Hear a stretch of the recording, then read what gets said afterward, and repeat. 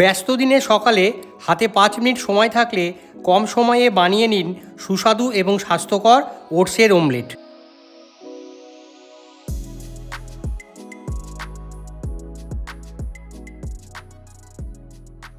ওটসের omelette বানানোর জন্য আমি এখানে 1 বাটি ওটস নিয়েছি। আমি একটা কাচের পাত্রের মধ্যে ঢেলে দিচ্ছি। এবার এর মধ্যে দিয়ে দেবো 1 কাপ দুধ। এটাকে আমি 10 মিনিটের জন্য রেস্টে রাখছি। অল্প নুন দিয়ে আমি ফাটিয়ে নেব।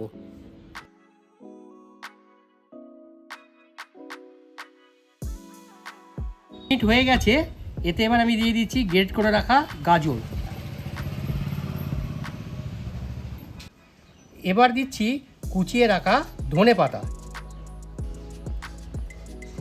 এবার দেব গ্রেট করে রাখা টমেটো, আর দেব কুচিয়ে রাখা লঙ্কা।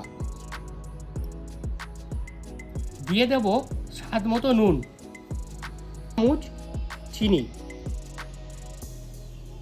সবশেষে দিচ্ছি ফাটিয়ে রাখা 2টো ডিম। উপকরণগুলোকে ভালো করে মাখিয়ে নিচ্ছি।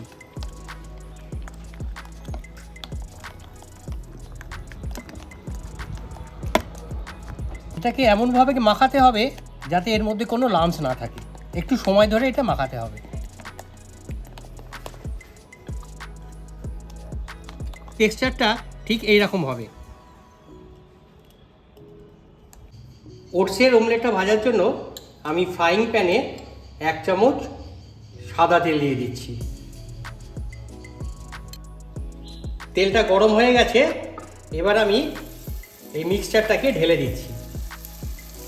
এটাকে মিক্সচারটাকে আস্তে আস্তে করে আমি স্প্রেড করে দিলাম।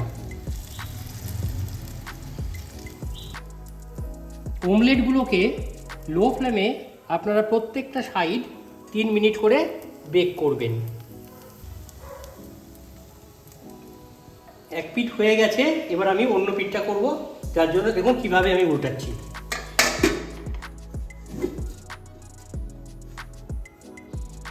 দেখুন কত সুন্দর কালার এসেছে। আবার 1 চামচ তেল দিয়েছি, উল্টো দিকটা ভেজে নিচ্ছি।